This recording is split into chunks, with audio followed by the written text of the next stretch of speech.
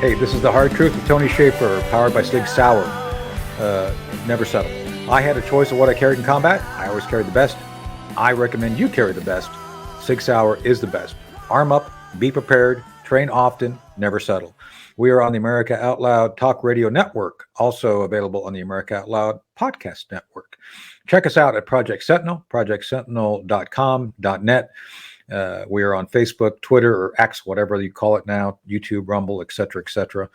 And obviously, we're here every week, and we have a video and audio version of our show. So without further ado, we're bringing in my dear friend, Lieutenant Colonel retired Danny Davis. Danny is a fellow whistleblower. We met when he was deciding to tell the truth on Capitol Hill. And one of the things I learned a long time ago is truth is not a popular thing in the nation's capital. I think people are, it's like the plague. They don't want anything to do with it. So Danny, welcome to The Hard Truth. And I'm glad to have you here. I'm really glad to be here. Anything that has to do with the truth, I'm all in on it. So you have a show that has to do with truth, right? Am I correct on that? I do. Yeah. It's the Daniel Davis Deep Dive, where we take a look at the issues that are trending in foreign policy and military affairs at any given time, and then we go deeper on them. You see like a 3-minute newscast, or you hear somebody talking about something, but you don't get a chance to really understand what's going on. And even when I go on, any of these CNN or Fox or whatever, I get to talk like 40 seconds at a time, and then that's about it. So we have a show where we go into depth on what's going on, which is why we had you on there not long ago, so we could get down into the truth. We had a great conversation, by the way. I hope people check it out. We'll make sure they have the link to it. We're a bit more snarky over here. We want to get into the deep dive, but we go into deep dives such as, did you know, Danny, this is a trivia. Did you see that Secretary of State Tony Blinken was advertising, trying to put together a global rock and roll band at the State Department? Did you see that? Yeah, that was painful to watch. It was painful, but it's painful because he actually was a guitar player in college. Did you know that he was part of a band? Didn't know that. His nickname was Spanky Banana. Probably didn't want to know that. Yeah, that's exactly. See, we go a deep dive in ways you don't necessarily want to go, but it's still funny, right? Fair enough. That's right. So without further ado, Danny and I met when Danny decided that the truth was more important in his career. So we are both lieutenant colonels who have come through the cauldron of I don't even know what to call it, because I think you and I, correct me if I'm wrong, I think you and I both had a perception, perhaps naive, that if you go up and tell the truth, everything is going to be just fine. That, basically our job is members of the military, especially officers who've taken the oath of office. I think there's something about an obligation to basically support the Constitution. And the Constitution is something that requires vigilance relating to deception. And, I had experience doing all sorts of spooky things. I'm a spook, I'm a spy, but my loyalty was, I don't think nobody's ever questioned my loyalty to the country, thank God. But I found that being loyal to the country and the Constitution was something that was a bit unique. Danny, did you have a similar experience when you went through your... It's so ironic, Tony, because in our training, and I'm talking from second lieutenant all the way up, we are trained to tell the truth. We're told that you have to be candid. You have to give the hard truth, no matter what it is, because the higher headquarters need to know that. Right. And the 7 Army values, integrity is high up in there.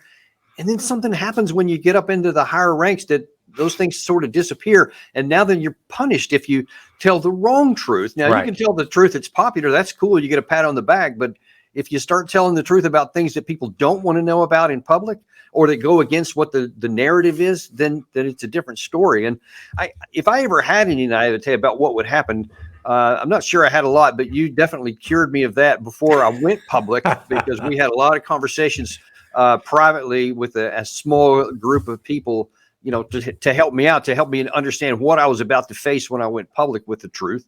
And so I did go with it with clear eyes, and was, we'd seen some of our other friends, some of the people who were in that group that were crushed and hammered by the authorities when they went public. So I had no expectation that things were going to turn out okay, but God willing that they did end up, and I'm very grateful for that. Well, that's part of I think one of the pieces of advice I got from the late Dr. Peter Pry was, don't go away. Stay public. Don't let them get to you to the point of where you become irrelevant or shoved aside, because that's what they're seeking. They're seeking to make you irrelevant. And if you think back, Danny, so much of what they were going after you on was minutia. It had nothing to do with the truth. It was all about trying to, but he one time actually didn't shine his boots before formation.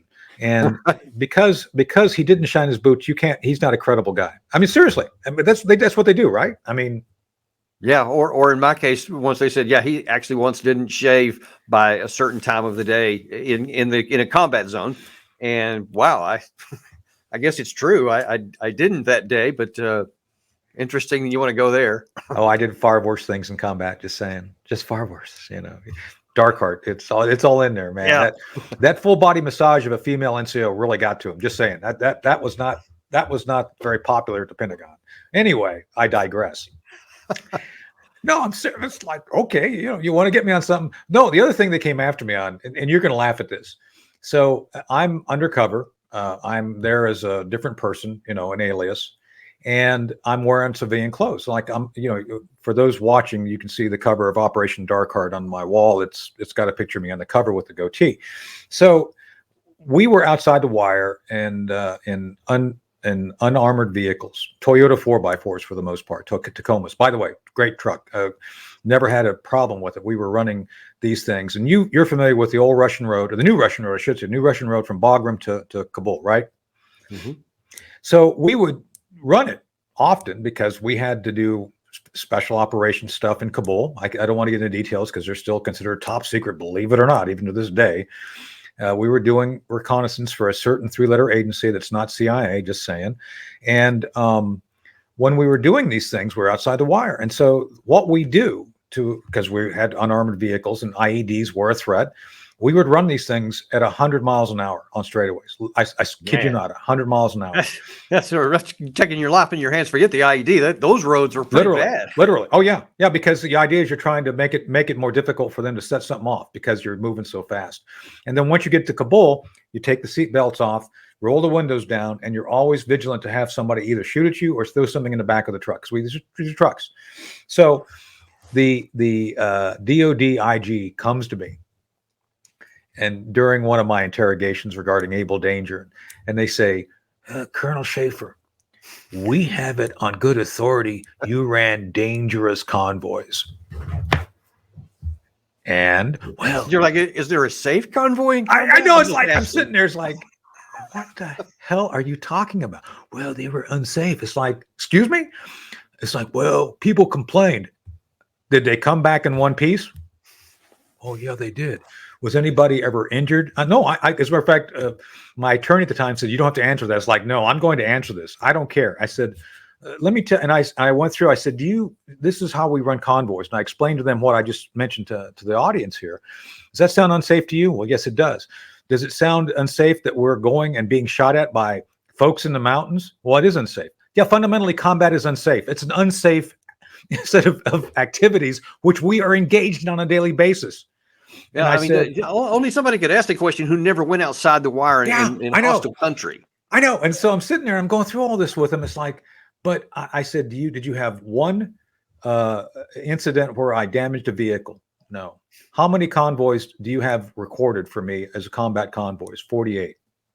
So you're telling me that, although I ran more, you're telling me you have on the record 48 combat convoys, reconnaissance convoys, where I didn't have a single casualty on our side. I mean, we don't count the Taliban. We had no friendly casualties, either killed or injured. We had no loss of vehicles. We had zero issues relating to vehicles either breaking down or being damaged. And so you're telling me I ran unsafe convoys.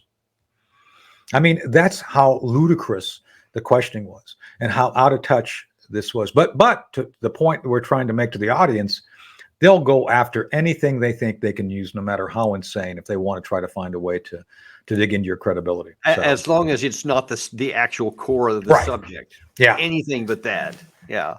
So, and then, speaking of that, so they made my book, Operation Dark Heart.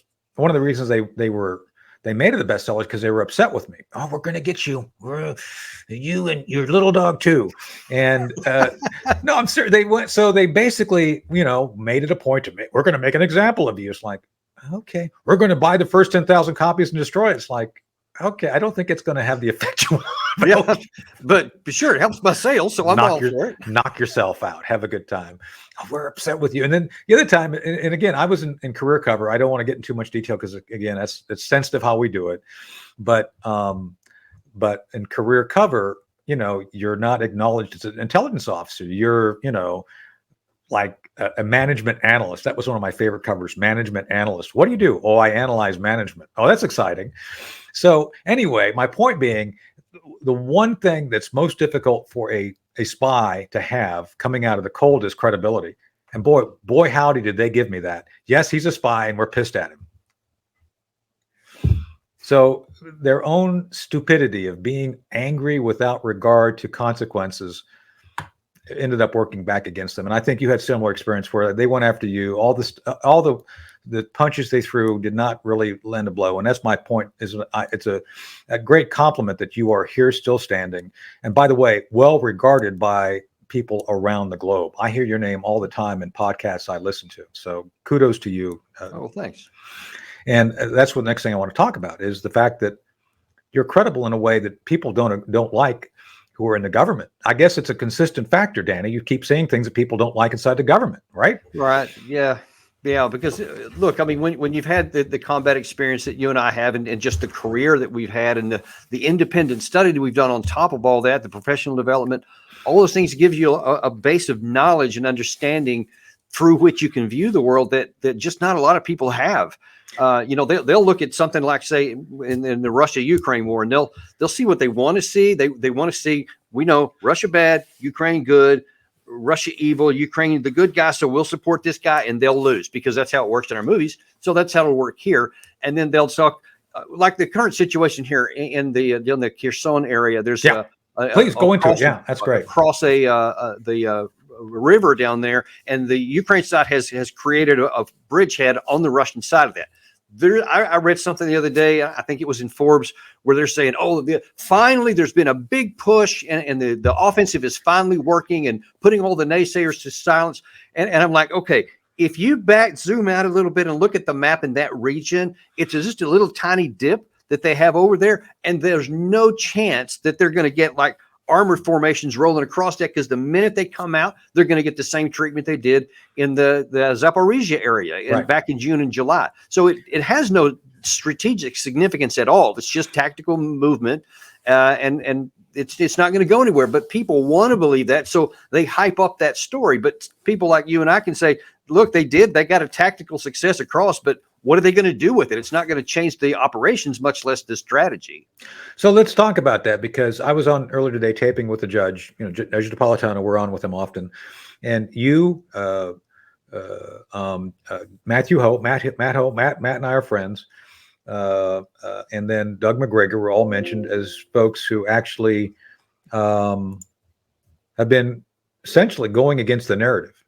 And it's interesting because not all of our peers, Danny, take the tools they've been given and use them for purposes of independent thought and being uncharacteristically direct relating to, that narrative. It's not true. And you have been consistent. Matt's been consistent.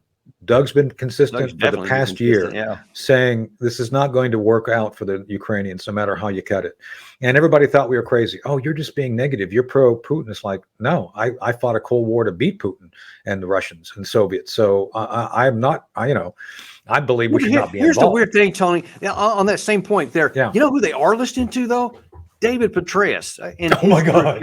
That dude went on, we actually did this on one of our shows. I pulled the clip out on May, I believe it was May 31st. He came out and he said the Ukraine side is now trained up in combined arms warfare. They've got all these tanks and stuff. And I think the Russian side is going to collapse. He actually said he thinks they're going to collapse. And what's he saying now when they barely dented the line after 4 months? Silence. And no one's going back to him and saying, hey, how come you were so wrong back then? Allegedly a Corps commander and a CIA director. Shouldn't you have known this ahead of time? Why do they not ask him that question? I think he picked the wrong day to give up sniffing glue. So I'm just saying. No, it's okay. So Bob Hayes and I are friends from Airplane, so I can use Bob's airplane lines from Airplane, so with impunity. Well, that's But good. as with that said, I don't have a drinking problem either. See, I do. So I don't. So It's not a problem. anyway, Yeah. anyway, so Dave Petraeus is the perfect example of a well-paid stooge. I think he's paid to say complete insanity. What do you? I mean, maybe I'm wrong, but how do you live with yourself and present such a complete and utter falsehood to the American public and somehow sleep at night? I don't know how does one do that, because he was wrong After years of doing the same thing in the Afghan war, which was also graphically proven to be disastrous in August 2021. Yeah. Still no consequence. Well, that's the thing. It's like I'm tired in a way that you and a handful of us just keep going out there and saying, "No, this is nonsense. Oh, you're crazy." It's like, okay, but we're right. I mean, we may be crazy. I'm crazy, but we're right, and you're wrong. And yet somehow it's always, the 51 intelligence officers saying Hunter Biden hard drive is a Russian. It's like, no, I got a copy. I know it's not. It's real. All the things that if you go against the narrative, if you say, based on my professional experience and my direct knowledge, this is wrong. Oh, you're just being negative. No, I'm not. I'm being factual, and that's what I mean. It's like, and Hodges. What's this Ben Hodges deal? I mean, oh yeah, that one's almost as bad as Petraeus. Well, maybe it is as bad. well, Hodges, at least Petraeus has, a bit of a stylized haircut. This Hodges looks like he was rejected from Patton's mess tent or something. I mean, my God, he came out even as late as July of this summer, still was saying that Ukraine would be in Crimea by the end of August. Yeah, I remember that. They never even got past the Zherebyanki, like one of the very first tiny little villages. Where is he today? Where is he? Like, people explaining or having to explain to people, why did you say this? And so none of that happened. How is that possible? So let me ask you a broader question, because I think our record speaks for itself. Over and over, we've done our best to say, I don't care what the narrative is, this is not accurate. And yet we're the bad guys at the time. Oh, you're just being negative. Yeah. But we're always, I think, 99.9% proven right. And yet somehow, Danny, they still look at Petraeus like an expert. Right. I mean, that's for God's sake, that he was sleeping with his biographer, Paula Broadwell. I know the guy who built the tunnel. You've been to Bagram. I know the guy who built the tunnel between Paula Broadwell's quarters and Petraeus, his quarters there at Bagram, so they could do midnight dictation. Oh my! I mean, I'm not joking. Come on, this is. So somehow this guy is the credible font of information. I'm no saint. I'm not saying that because I have a high horse I'm on. I'm simply saying that this guy has the same foibles of every other individual who's ever been to combat, and yet it purposely misrepresents the reality in which we live for purposes of trying to benefit a political cause or party. That's dereliction of duty as far as I'm concerned, even if he's retired. Yeah, and it's just discouraging that people still give him that microphone, and no one asking the hard questions. And I saw him on a show the other night. I won't say which one, but it was a major one. And the host said, we got a great show tonight because we want to know what the strategy is going to be for Hamas in this war here. And I've got the best one who knows strategy more than anyone, David Petraeus. And I was just speechless, because I'm like, he was just shown again to be dramatically wrong in his assessment of what's going on. And look, you and I are not perfect. We don't have a crystal ball to have perfection in what we're talking about. But I mean, we've got a solid track record of being right on all the major issues for over a decade. And they still, with the exact black and white opposite of that record on these guys like him and Hodges, and they still keep giving them this reverence. It's just puzzling to me. Well, it's interesting that you should mention that the reference given to these so-called general officers is so prevalent even now, even after they've been wrong, speaks volumes of where we're at politically. Because I think that's a political derivative of the fact that you have people who have become politicians in uniform. And I didn't come up with that term. I think my friend Chris Plant over at Newsmax and WMAL said that. But they basically, to your point, we're taught from being a lieutenant, your job is to assess, figure things out, be honest, be truthful, follow the orders of your superiors to the best of your ability. And through all circumstance, your job is to take reasonable risk, to basically come out and try to do things which will result in a reason that you have a reasonable expectation of a favorable outcome. Danny, I don't think these people want favorable outcomes at this point. Or, well, I mean, maybe they want a favorable outcome to their preference. And I don't know what it is, Tony. It's either they're aware of some of the things that we're saying and they know the chances are really low anyway, but there's some kind of benefit, whether it's financial or political or some combination thereof, to go down a certain route. And they're just not worried about the outcome. Or maybe the more scary one is that they're not aware of this and they actually believe what they're saying. And that's the more scary outcome to me, because then that means if you have that kind of clouded judgment and you're in a position of power and authority, you may make a decision based on our actual security someday, based on the same flaws, and get us sucked into something we should never be in, or make decisions under fire that we should never make. And that's going to cost a lot of American lives. That's what I worry about. So that brings me back to the central point of what I'd like us to focus on. Everybody that I know who signed up to the military signed up for a variety of reasons. I mean, I'm not saying everybody signed up for patriotic reasons, but ultimately, if you take the oath of office, the belief is in most people, no matter who they are, from any race, color, creed, they believe that if they're ordered to do something, that order is being done to defend the equities and interests of the Constitution of the United States. Do you believe that we have leaders right now who are cognizant of the fact that veterans, I just did the first inaugural Veterans Parade in DC, and I spoke to this. Do you believe those leaders appointed above us at this point actually have that cognizance of the responsibility they have to use properly the military men and women of our nation? Well, I mean, they say that in speeches, but I mean, you just got to look at the track record. And I mean, I can't say with any confidence they do. Well, I think that's something that needs to be examined, because I know political leaders, you do too.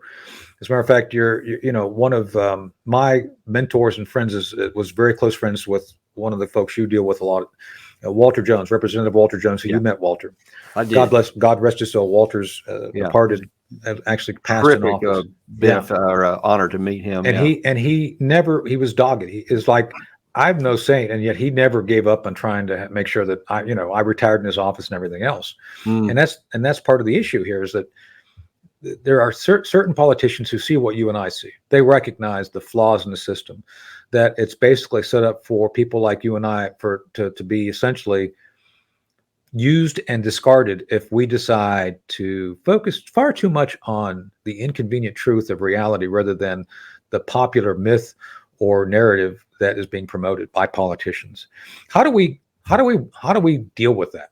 Well, I think, man, bringing up Walter Jones is a great example of why this stuff doesn't happen, and why like Petraeus and these other generals of that ilk succeed, because during the Iraq War, he was a big cheerleader, freedom fries and all that kind of stuff that he was doing at the time, and cheerleading that on. And then once he became aware of the truth and realized, he actually came forward and did the right thing and kept his responsibility to the Constitution and his duty as a congressman. And what happened to him? He was sidelined the rest of his career. Right. I mean, he was at 20 something years. I remember he told me before his last reelection, before he passed on, but before he got reelected the last time, that he was, feeling weary because, he was beating a drum that no one's listening to. And he's not on any committee chairs. He's not a committee chair of anything, because the Republican Party stripped him of all that, because they didn't want someone out there telling the truth. And that message, I guarantee you, I know of other members of Congress that refuse to take that kind of principle stand, refuse to do the right thing, even though they may know it,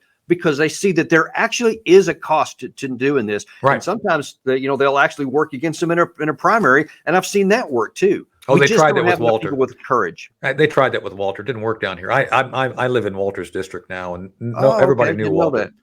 Yeah, everybody knew Walter. That wasn't going to fly. It's like Walter was reelected. But that's part of it, is that I knew Walter during that time too, and he was very loyal to me, and I was very loyal to him. And part of that is, and I'm constantly being told, oh, you were friends of Walter Jones, he was anti-war. It's like, no, he was not anti-war. He was anti-stupid war. He was Yes. anti the Key difference. idea of just unlimited and continuous use of military forces for purposes of dominion and empire. That's not our job.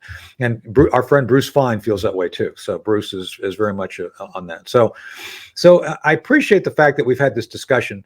And again, I hope the audience understands you and I are not anti-war. I mean, we wouldn't have put the uniform on if we're anti-war. Absolutely not. I want a strong national defense, and I would fight again tomorrow in a heartbeat if our country was attacked and they needed us. I wouldn't hesitate. I'm definitely not anti-war. But I think this is the issue, because you and I go against the narrative. We get labeled as, oh, you're not really for the Pentagon being successful. It's like, no, I'm for the Pentagon being successful, because the way overfunding making it into a fat, fetid pig with everything it wants is not the way to win a war. And and I'm just, I've been. I love your stuff.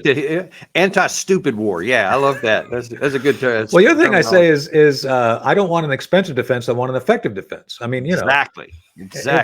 And so it's interesting that we have more generals now than we did during World War II. That's a real benefit. We have a very large strategic force that I don't know if they know how to use it, because it's like so overfunded and not focused. So it's going to be interesting how things transpire. So anyway, we're going to go to part 2 of the show here. Danny can't stick around for the entire second half of the show, but we're going to get him back, and we're going to talk about some of the current events. Stand by. We're going to be back with part 2 of the Hard Truth in just one moment. Hey, this is the Hard Truth, Tony Shaffer, part 2, still powered by Sig Sauer, never settle. I had a choice of what I carried in combat. I always carried the best. The very best is Sig Sauer, and you should carry the best, especially in personal defense. Real quick shout out to Cherie Curry, who does our bumper and theme music. Cherie, we love you. We're going to have her on one of our other shows here in the very near future with the entire team, Culture Wars team. That'll be a great outing. And we're on the America Out Loud Talk Radio Network and their podcast network as well. So, and we're at Project Sentinel, projectsentinel.com.net. Check us out: Facebook, Twitter, YouTube, Rumble, etc., etc., etc. We're back with Danny Davis, my friend Danny Davis, Lieutenant Colonel retired, does his deep dive program. We're going to make sure you check it out. I was on with him recently. He's on my show now, and we're going through a bunch of things that relate to our experience as whistleblowers, and we're going to roll it into national security of issues of today real quick, because Danny's got to go soon. So we're joined now by the persuasive Elizabeth Breckenkamp, right down there in the corner. And then the ever Pyronic and always hot Chris Cordani. So welcome, Danny. We appreciate you being here, and we're going to jump right into this. So I'm going to open up the floor in a second, but one of the things that's notable is that we just went through this veterans parade that I did this a few days ago. And if it wasn't for veterans, and I said this in my very short 2-minute speech, Danny, is that our job as veterans, as military members, is to preserve the very fabric of our disagreements. We have often messy disagreements, but I would argue that the fact is our job is to preserve that very fabric for purposes of protecting the interests of the American people. Would you agree with that? I 100% agree with that. There's a lot of different views, and you can just take the whole Palestinian Jewish issue right now is a real hot one, and you see that in some quarters, man, on both sides of the issue, that someone who's saying something against the side you want to shut them up and literally get them kicked out of the country. Nobody wants to allow the other side to talk at all, and that's bad for America. I agree. So if anybody needs to be kicked out of the country, I think it's Hillary Clinton. But you didn't hear that here. But I digress. I digress. So, but anyway, so okay, Chris, Elizabeth, who wants to go first and ask Danny a question? I'll drive the van. That's what I'll do. All right. Oh, okay. Elizabeth, I gotta. Well, I wasn't going to ask a question. I did want to say something about this whole getting other people kicked out of the country and everything. Discourse in America is horrible. You've discussed it. We've talked about it here on the program. Mm-hmm. People don't realize it still may not be as bad as it was back in the mid-19th century. We didn't know half this stuff. There was no internet to show off what was going on in Congress, and I'm pretty sure there was more than just an elbow to the kidney going around to some of these people. Mm-hmm. Elbow to the kidney. But it's not like this is the first time this happened. People have to understand that. We do have a history, and this is what it's like. You kind of have to have representatives with courage to fight each other. I mean, maybe not, as I said, fight each other with the fists and call each other Smurfs, but that's a different story. The fact is, we do need people who are brave and not afraid to stand up to maybe a bully on the other side. Yeah, Mhm. I like that point there, because having heated disagreements means both sides have to be willing to talk and listen. But so many of the time today, there's so much pressure on people who say, quote, the wrong thing or the not popular narrative, and they cow too quickly, and they duck their shoulders, tuck their tail. They say, "Oh, I'm sorry." They don't say anything else, even though they really didn't mean it. And that silences the conversation, and that's part of why a lot of them are so adamant on their side, because they want to silence the other side. But there's got to be some willingness to take the heat. Exactly. Well, that's kind of like whenever the left calls anyone who's conservative racist, homophobic, whatever. So many conservatives, they let them shut it up. The thing is, if you're not racist and somebody calls you that, let it go, like water off a duck. It's like, you're not. So why do you let them intimidate you? But I kind of want to go back to, so I was doing some research. Daniel, you had written in September an article about imagining the unimaginable. What happens if Ukraine can't beat Russia? So there's a guy, Larry Johnson, at the Gateway Pundit, who wrote his own op-ed critiquing your article. And he had said, this is a quote: "Bravery under combat does not mean you're qualified to do analysis." And then throughout a little bit later in the article, he says, there's nothing the U.S. can do at this point. Of course, now this is this dude's own opinion. There's nothing the U.S. can do at this point to alter the outcome short of starting a nuclear war. Russia is no longer fighting this war alone. Russia has the backing of China and many other nations. And I was just reading that just earlier. And so I'm thinking, I don't know if you even read that article. Yeah. He was critiquing your article, Right. Let me just say, no, I did. I'm fine with that. I mean, he's got his view, and it's funny because we agree on like 90% of the things, but I think he didn't think I went far enough or whatever. But I think the assessment that I made that is standing the test of time pretty well. Yeah. So just full disclosure, Larry Johnson predicted that Islamic radicalization and attacks were going to end.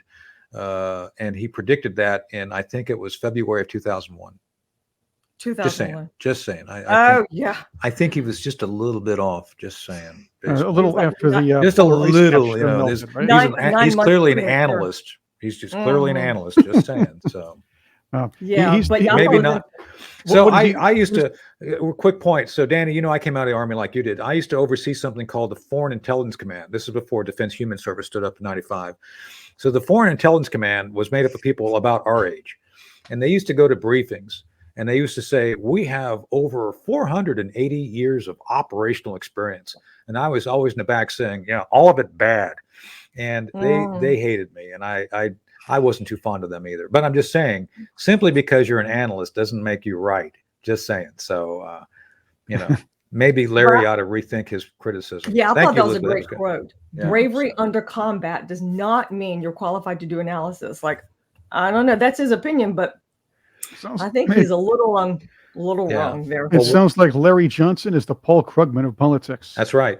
Simply, wearing a Depends undergarment does not make you the president either. Just saying. Wearing Depends does not make you dependable. That's right. That's right. There you go. So that's all fair. So I didn't know Larry said that, and I clearly I'm not a fan of Larry's anyway. So that was back in September, so it was just like 2 months ago. I've never been on his Christmas card list. I don't know why. So strange. You're on my list.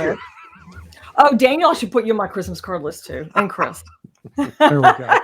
She's serious. She is the best person on cards. She is like, I love Christmas cards. The card master. So anyway, back to the personalizing. topic. So Danny's got to go soon. So Danny, before you go, I think you and I have been very clear on assessing the Ukraine situation. I don't have a dog in the fight. I never have. I'm not for or against either side. Putin's a knucklehead and a bully who's murdered people in elevators, members of the media in elevators in Moscow. Zelensky is a guy that wears high heels and has a fetish for gerbils. Not judging, not here to judge, but there's no good guy here, and I don't know why we're taking sides. What do you think? Yeah, that's one of the things I like to highlight too. There's no good side. There's just this side and that side. That's right. And they each have their own viewpoints, and they each have their own pros and cons based on what their interests are, and they're fighting over it. And look, I mean, if you need any more proof, look, the Minister of Defense for Ukraine and 5 of his top lieutenants were fired for corruption about a month ago, maybe 2 months ago, something like that.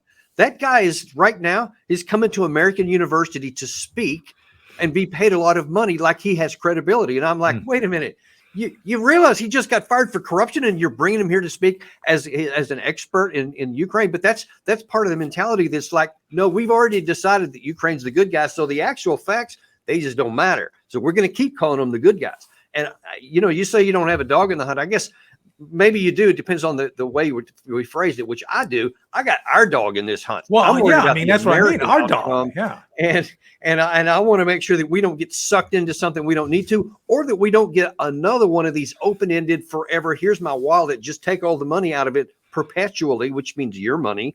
And even though there's no outcome and no one is even holding any strings for that outcome. And I'm never been for that. And if there was a chance to succeed and somehow there was a bit of positive for America, then I would be for it. But I don't see any military path for Ukraine to ever succeed.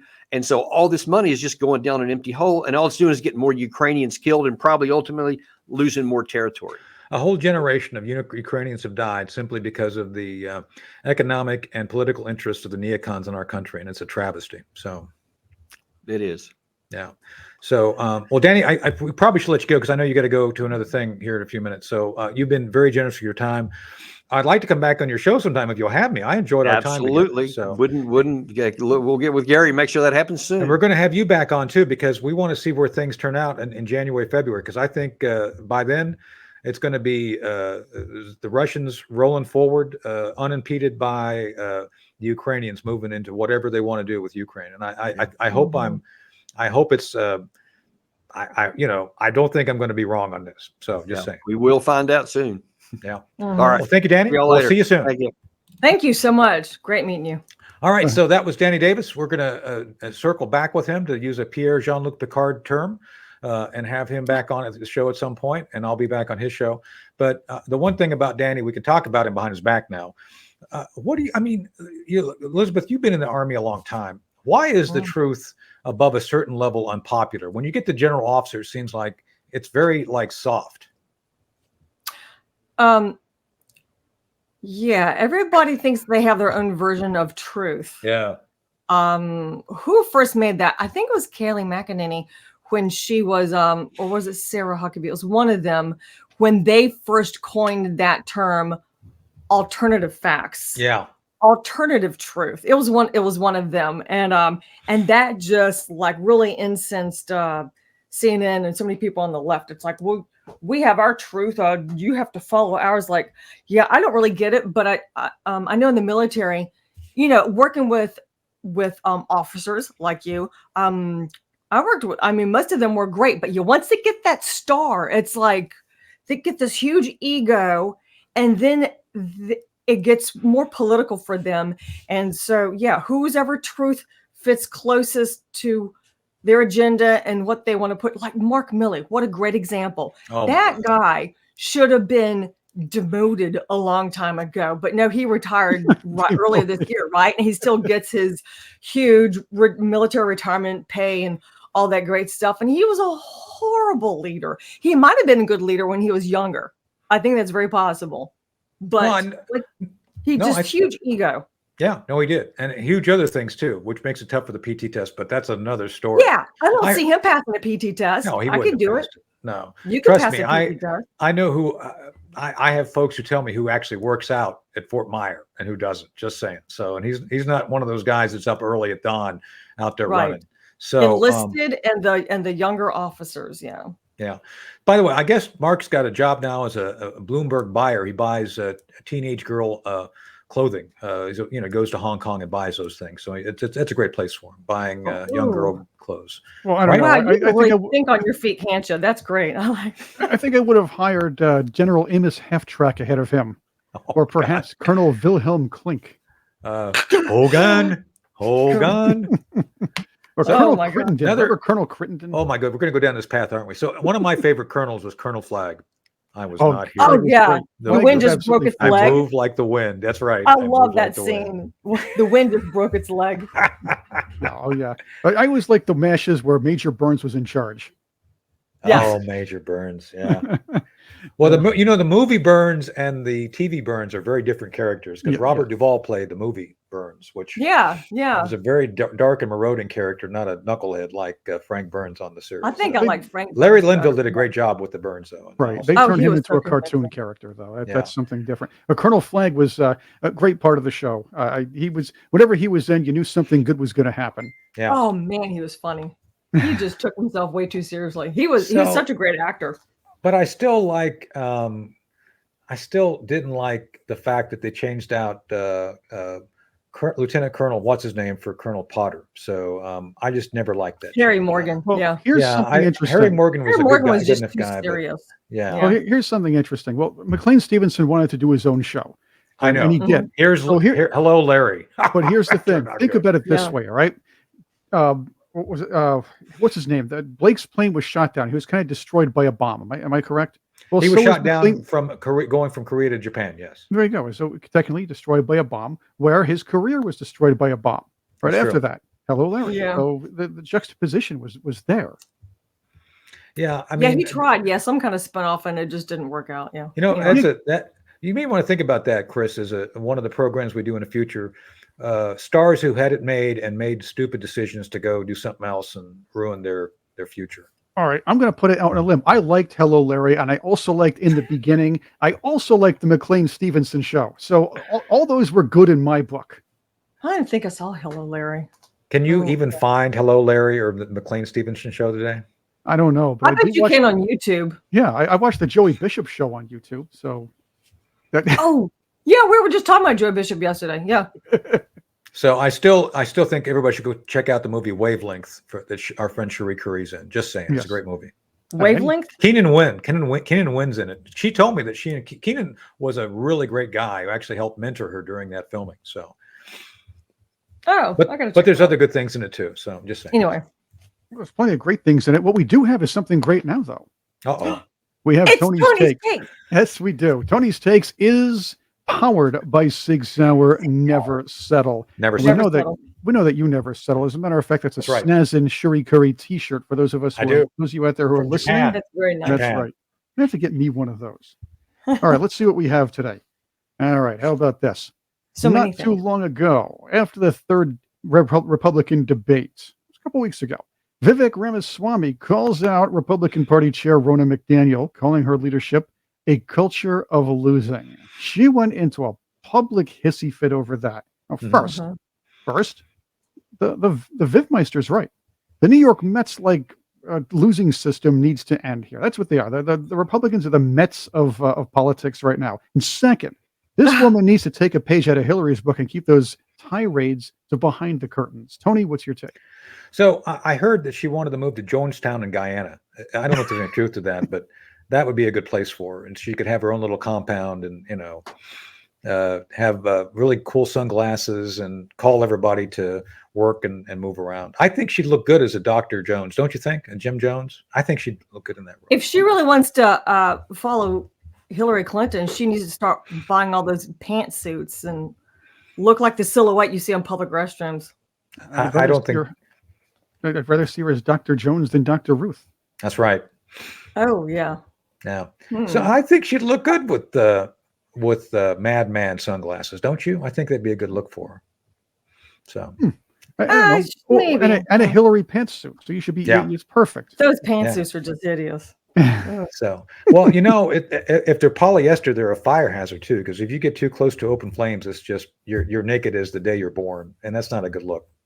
Mm-mm. That's why I like all my army uniforms. Flash They're over. They would flash over. anti-flame. Yeah. Yeah, they can't catch on fire. So Anyway. we used to have a contest. We used to go to Camp Smith in Hawaii, and there was a big staircase that went up and down between the headquarters and the officers club. And the challenge was, Elizabeth, we had people run up and down the stairs in Air Force and Army outfits and the uniforms, and we wanted to find out which would burn hotter, Air Force polyester or Army polyester, because it does chafe you. So we have like chafing contests. Not that was Let me important. guess. Air Force caught fire before Army did. Well, of course, because Yeah. they're hot. Hot. Yeah. Here you Not go. breathable. Anyway. Here's another one, Tony. All right. You actually hold an environmental science degree, so this is I actually definitely one of yours. So let's get your take on this. The White All right. House released the massive 5th National Climate Assessment. Okay, it's a big one. It's a long one, but you'll never guess who's at fault for climate change as far as the report's concerned. No, go ahead. Tell me. Humans. Or am I supposed to guess? Yeah, humans. It's us. It's all our fault. We're horrible people because we ruined Homo the environment. sapiens. Right.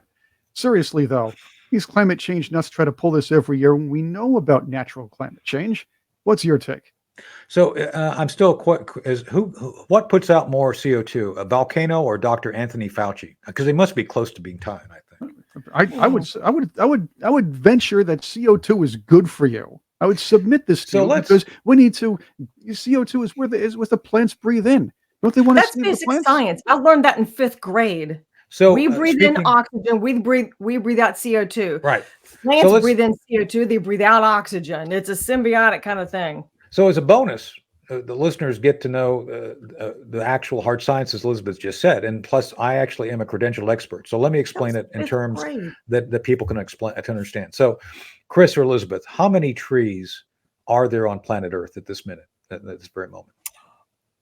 Oh, I used to know that. I've told you this before, and I'm sure you forgot, but give a guess. Does anybody know? A lot. Is it like 300 trillion or something crazy? No. Well, I wish. No, it's 3.04 trillion trees.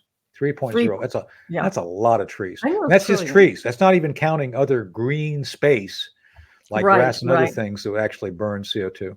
So if you multiply that by the amount of CO2 consumed and processed by every tree, which is 48 pounds, we actually have a net surplus available to burn even more CO2. Think about that. Mm-hmm. So there is no climate crisis. So when old Boltneck, John Bolton, by the way, I used that last night with Ed Henry on air, and I got him to laugh. Old Boltneck, senator / former State Department John Kerry guy, old Boltneck, he's lying. They lie. It's it's all a big grift. And it has nothing to do. No, I'm just telling you, there's no climate crises. You're right. Yeah. Zero zip. And by the way, the what causes wildfires is bad forestry management. It has nothing to do with climate. What causes temperatures to go up and down? It's called the sun. It comes up and goes down every day. Exactly. I know this is hard to believe. The left has a hard time comprehending the reality in which we live, but that is the fact. Yeah, why don't we take science lessons from people who don't even know how many genders there are, okay? Exactly. Or don't even know that biological males shouldn't be competing with women in sports. It's absolutely crazy. Right. That's right. All right, here's another one for you, okay? Congresswoman Elise Stefanik earlier calls out Harvard and other universities. And she actually used this phrase that I thought was rather interesting. She called them enablers of anti-Semitism. We see what was going on. We see what's been happening. What's your take? So most of these universities have professors who suffer from chronic hemorrhoids. So when you have chronic hemorrhoids, you basically have to teach things which are fundamentally wrong. And so I think you'll come to find, if you did a survey of hemorrhoid sufferers, you'd find that the majority of them actually are in universities. College professors. Yeah. Especially those on the left. Folks on the right. No. Think about this. Just again, science. Think about the fact that people I know on the conservative side are like Ted Nugent. Ted's out doing things all the time. He's active. People on our side. Well, Elizabeth and I spent some time together recently doing a parade. Everybody was happy. Everybody had a good attitude. They were out there doing things. Nobody was. I think hemorrhoids, like. Let me tell you, I think that's where, not there's a connection, but I think that's where Mark Milley's going to end up in one of those jobs. Just saying. I mean, I don't know if he has hemorrhoids, but I don't know. If he does, he'll end up teaching at Columbia. Just saying. All right, that's gotta hurt. All right, here's another one. Oh, Yeah, that's a sad And itch. thought. Itchy and hurty. that's gotta hurt. Let's close out with some fun. All right, That Fun, wasn't fun, fun. fun. who would win in a fight between the police squad group, the police squad unit, and Precinct 12 from Barney Miller, the detectives? Oh man, it depends on which Nordberg you have available. Mm. That's true because Nordberg So- can take a punch. Well, so I think I'm gonna go there's- with Barney Miller. No. There's two different Nordbergs. There is, Chris, correct me, right? One is O.J. Simpson, and one is a big white guy that you never see his face. Right. Right? Yes. Am I right? Exactly. Yes. So the answer Huh. is whoever has the Nordberg, who is O.J. Simpson, is going to win. He could take a punch. He'd be the last man standing. That is true. Oh, I think you do other things. Well, no. If it is it back then or today, because O.J. is kind of wandering around Vegas right now with a cart like a homeless person. So I don't think he could do much these days. So Well, I don't know because That's what he's doing. That's a shame. Officer There's Levitt's pictures of loud him, yeah. suits could probably have something to say about that. Maybe kind of blind some of the people on the police squad team and sneak a So- punch in after that. That's true. That's true. So tell me, who would win a fight between remember Robert Ulrich in SWAT? Remember the SWAT TV Yes. series? Oh yeah, Mhm. yeah. Who would win between SWAT and McGarrett's Hawaii 5-0? The real one, the first one, right? Well, The yeah, the real real one, Hawaii? the one Yeah, where they okay. would jump in Yeah. a van and go shoot things up. So I would go McGarrett and Hawaii 5-0 because think so, McGarrett too. has a lot of special Yeah. skills. they're very resourceful. Yeah. That's right. And who could not He's go better with the guy looking. who always beat what was the Chinese guy, Wang Ho or something like that? Chin Ho. Chin Ho, the bad guy. Yeah. By the way, Oh, it's McGarrett Wolf always- Fat was the bad guy. Wolf Wolf, Fat was the yeah. bad guy. Wolf Fat. Right. And McGarrett always beat the Chinese. Where's our McGarrett when we need him, right? Why isn't he in a room with Joe Biden meeting with Z? I don't get that. He's serving the guy ice cream. I don't know. What's Ice cream and So- a nap. Well, we have to go soon. I've been Yes. given the high sign. We've got about a minute left. So I've got to wrap. So with that said, do not wrap yourself in a depends like Joe Biden. Just that's the word of wisdom for the day, right? Because the smell just lingers. yeah. It gets into sulfa too. Just saying. and that's It's- just his presidency. That's why nobody wants to go to the West Wing these days. Just well, Unless somebody somebody still left their crack in there. Wait. Well, there's two cracks. There's the Biden crack and there's the Biden crack. Just saying. So Exactly.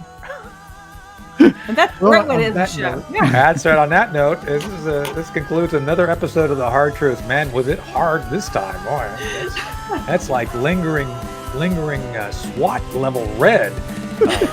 Hard, man. I'm telling you, that was a hard truth. All right, so we'll be back next week again with The Hard Truth. We'll see you again real soon. Thanks for being here.